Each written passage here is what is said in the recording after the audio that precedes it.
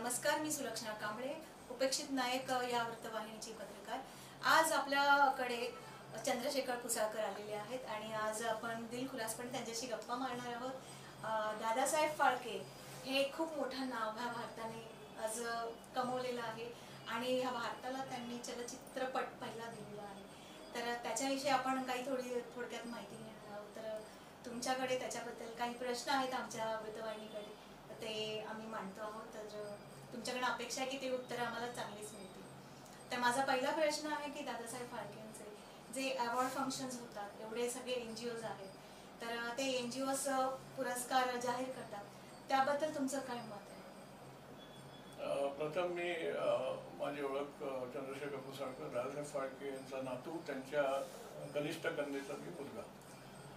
तू विचारते तसं जे NGOs वगैरे बरेच करतायत, अनेक वर्ष करतायत आणि खरोखर म्हणजे मला खूप वाईट वाटतं, म्हणजे दुःख वाटतं की या गोष्टींनी मी सुद्धा पूर्वी जायचो त्यांच्या अवॉर्ड्सला, पण माझा काही एक्सपिरियन्स चांगला नाही आला। कारण हे काय करतायत आमच्या आजोबांचं नाव हे बघायला तर पाहिजे म्हणून एकदा गेलो, पण तो या लोकांनी असं गृहीत धरलं किंवा मग ते सांगायचे ग्रँडसन येऊन गेले, म्हणजे मग बाकीच्यांना सांगितलं ग्रँडसन आम्हाला पास आते, म्हणजे जणू काय मी सगळं ओके केलेलं। आता समजा मी गेलो आणि माझ्या हातात एक अवॉर्ड दिला आणि सांगितलं याला द्या, तिला दे, म्हणजे मी फक्त तेच काम करतो ना।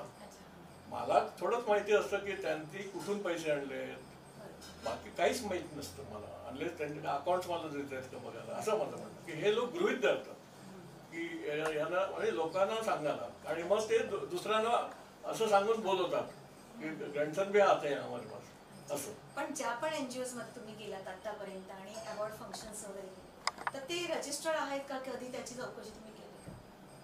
नाही, मी चौकशी अशी म्हणजे विचारायचो तर ते म्हणायचे की हा सब बरोबर आहे, काय खूप शेवटी पेपर तर आपण हे नाही करू शकत, पण एक मिनिट जाऊन तर बघू, हा पण एक मला एक क्युरिओसिटी होती की आपल्या आजोबांचं नाव घेऊन काय करता येतं। आणि तसं फार वेळ गेलो नाही एकदा, आणि काही जे मोठे मोठे अवॉर्ड मागे एकदा झालेत, काही एका NGOने खूप मोठे अवॉर्ड्स केले, आपण फाईव्ह स्टार हॉटेल्सला वगैरे, तर तिथे पण मी जायचो, पण माझं एक ज्युरी प्रेसिडेंट म्हणून ते नावालाच होतं, कारण माझं काहीतरी हे घ्यायचे नाही पण माझं नाव वापरायचे, आणि असं करून त्या अवॉर्ड्सला मी एक थोडं ग्लॅमर असायचं म्हणून जात राहिलो, पण ते चुकीचं होतं मला नंतर कळलं, कारण त्या या NGOच्या अगेन्स्टच नंतर काही FIR वगैरे आले, आणि हे मला मग नंतर फार शॉकिंग झालं, आणि मग मी जाणार आता तर जाणारच नाही। आणि मी आता कुठल्याच NGOच्या अवॉर्ड्सला मी ठरवलं की आपण जायचं नाही, कारण हे कुठल्या दृष्टीने तुम्हाला वापरतात हे सांगता येत नाही, हे मी बघितलेलं आहे। कारण काही NGOनी माझ्या हस्ते काही क्रिमिनल लोकांना पण अवॉर्ड दिलेत, आणि तेव्हा मी काहीच करू शकत नाही स्टेजवरनं उतरून, आपण असहाय हा माहीत नव्हतं, कारण त्यांनी स्पॉन्सर केलं त्या criminal, and still is in jail.